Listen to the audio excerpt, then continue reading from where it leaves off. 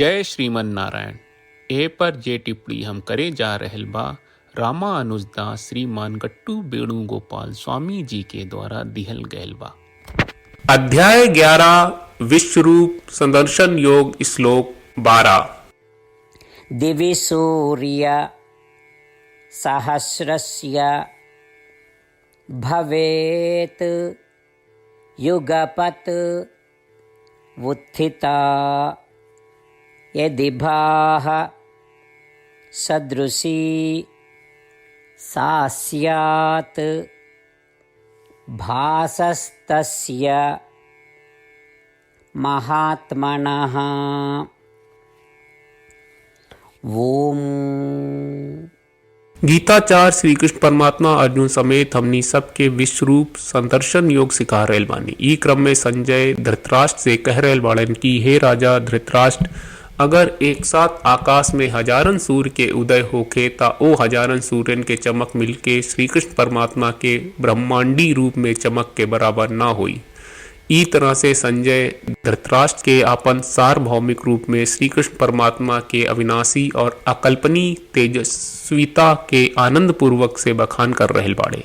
आई श्री कृष्ण परमात्मा से प्रार्थना करी कि हमनी के सब कल्पना से परे प्रकाश के अविनाशी किरण ब्रह्मांडी रूप के आनंद लेवे के क्षमता और योग्यता प्रदान करी। साथ ही हमनी के ई पूरा ब्रह्मांड में हर जगह श्री कृष्ण परमात्मा की उपस्थिति के महसूस करी जा सकी। श्री कृष्ण परमात्मा आ श्रीमन नारायण के प्रति समर्पण करत आपन जीवन के सार्थक बनावे के प्रयास करत आई हम संजय के शब्दन के श्लोक के रूप में दोहरावे के प्रयास करी। दिवि सूर्य सहस्रस्य भवेत् युगपदुत्थिता यदि भाः सदृशी सा स्यात् भासस्तस्य महात्मनः। श्रीमद् भगवत गीता का पूरा सार श्री कृष्ण परमात्मा ने अध्याय 18वें के श्लोक 65 से 70 में 8 काम करे खातिर दिले बाड़े। श्री कृष्ण कहले हम ओ लोगन से प्रेम करनी जो लोग इन 8 बातन के मान तारे। हम ओ भक्तन के हर तरह से रक्षा करब।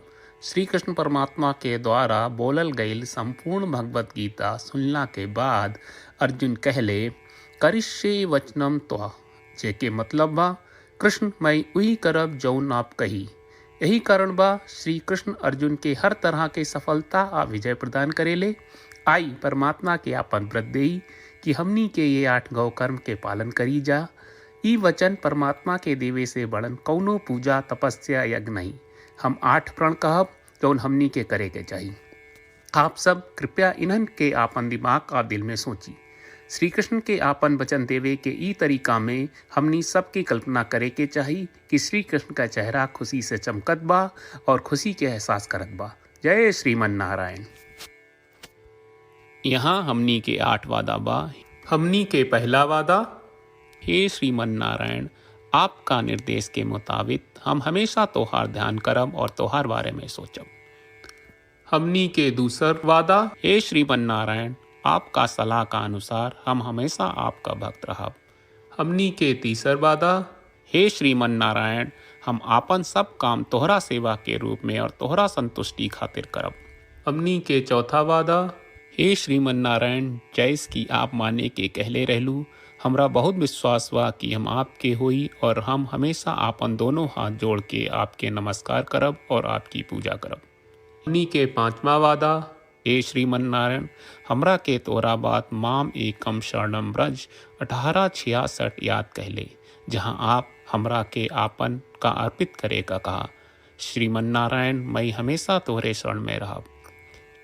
हमनी के छठवां वादा, हे श्रीमन नारायण, हमरा के तोहरा बात माँ सुचहा 1866 याद कहले कि आप हमनी के शोक ना करे का आश्वासन दे रहे बड़े। हम अब और शोक ना करब। हमनी के 7वां वादा, हे श्रीमन नारायण, आपने हमरा खातिर श्रीमद् भगवत गीता के वितरण करके हम सबके कृपा कहले और आशीर्वाद दहले बा। हम वादा करत बानी कि रोजाना कम से कम 1 श्लोक पढ़ब या सुनब। हमनी के 8वां वादा, हे श्रीमन नारायण, आप गीता के पूरा मानवता तक ले गयलू। हम गीता में आपके दिव्य वचन के उन भक्तन तक पहुँचावे के प्रयास करब जे गीता से अपरिचित बा। हे श्रीमन नारायण, हम उई करम जौन तू करे का कहब, हम ऐसन व्यवहार करब जैसन आप चाहत बानी, और हम खाली आपका खातिर काम करब। श्रीमन नारायण के रोज आपन वचन देहल कि हम ओइस करब जैस आप कहत बानी, ई अपने आप में बड़न पूजा बा। श्रीमन नारायण करशे वचनम त्वा, श्रीमन नारायण हम तोरे निर्देश के मुताबिक काम करब। सर्वम श्री कृष्ण अर्पणम अस्तु। जय श्रीमन नारायण। दिवि सूर्य सहस्रस्य भवेत् युगपत् उत्थिता यदि भाः सदृशी सा स्यात् भासस्तस्य महात्मनः। ॐ दिवि सूर्यसहस्रस्य भवेत् युगपदुत्थिता यदि भाः सदृशी सा स्यात् भासस्तस्य महात्मनः। जय श्रीमन नारायण। सब भक्त लोगों से विशेष अनुरोध बा, जीवन में हर चीज में हमनी के तत्कालिक और प्रभावशाली परिणाम की अपेक्षा रहेला। एकरा खातिर आइए रोजाना 1 मिनट के समय निकालल जाए और नारायण आश्रम पढ़ल जाए। नारायण आश्रम प्राप्त करे खातिर नारायण आश्रम वेबसाइट पर जाई, जो www.narayanaashram.org है, और पंजीकरण में आपन नाम और ईमेल दर्ज करी। आपके द्वारा प्रदान कईल गई ईमेल पर आपका एक नारायण आश्रम PDF प्राप्त हुई। PDF में एक रामायण श्लोक, एक गीता श्लोक और एक विष्णु नामम बा। ये तीनों के मिल के नारायण आश्रम कहल जाला। हर व्यक्ति के ये श्लोक के अलग अलग संयोजन मिलेला।